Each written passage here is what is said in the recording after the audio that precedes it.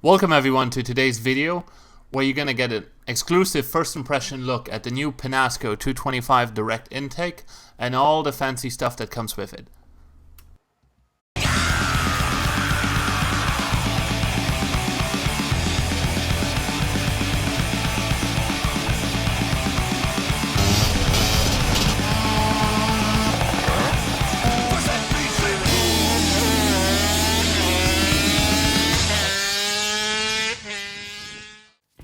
So I was lucky enough to get my hands on a Pinasco prototype cylinder for Vespa 200cc engines.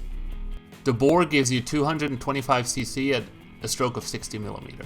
The usual cylinder studs are complemented by 4 bolts as well as a groove to ease centering and securing the cylinder head in place. The rather large exhaust port is in the shape of a trapezoid.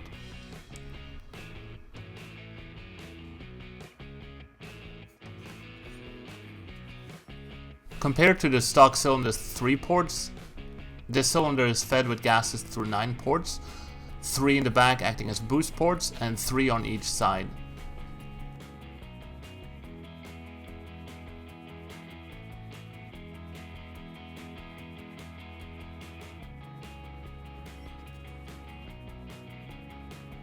What makes this product so interesting is the possibility to mount a direct reed intake and feed the cylinder straight through and shorten the intake length as much as possible. However, if you want to keep your rotary intake and run an SI carb of your choice, you can just cover it up with this nice and anodized plate that comes with the kit. The cylinder head, made from aluminum, has a dome-shaped combustion chamber as well as a ring around the head, which helps with the centering in the groove on the cylinder head. It also moves your spark plug from an angled position to a centered position. And as you can see here, centering the cylinder head really is foolproof.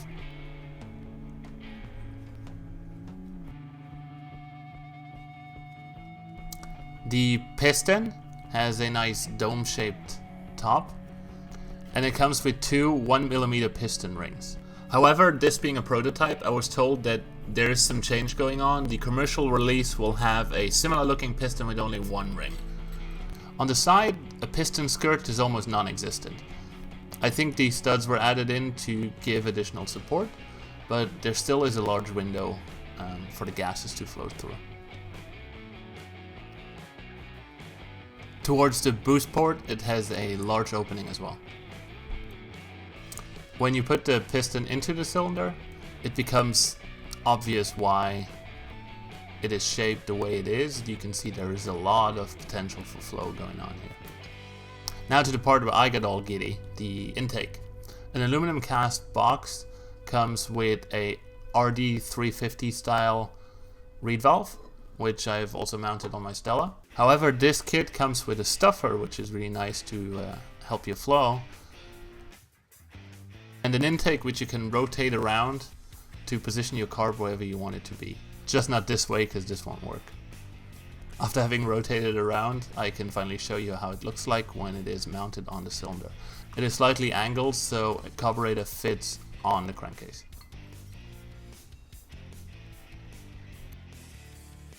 If I want to match cylinder to cases, there's quite a lot of material I need to take away, but it's nothing impossible.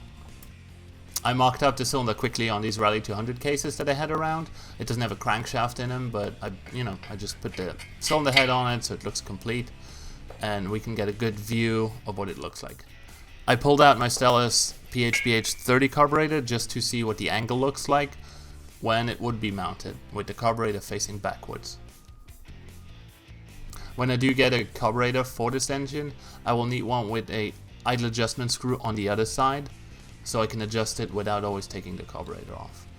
The kit does not come with a plate to close up the rotor intake, so I think I'll just have to mock something up, take the studs out and close it off. That's all for today. Thank you for watching. I will get started on this engine as quick as possible, as quick as I get all my parts. Remember, this is only a prototype, so I do think that Pinasco is going to do a couple of changes before the cylinder comes out on the market. But until then, we'll see, and I will have fun with this one. I hope you enjoyed this product review. This will be one of a few that are coming up over the course of the next weeks. Next up, I'll be testing PLC Course's latest prototype of a brake disc, and I will test it under the harshest conditions.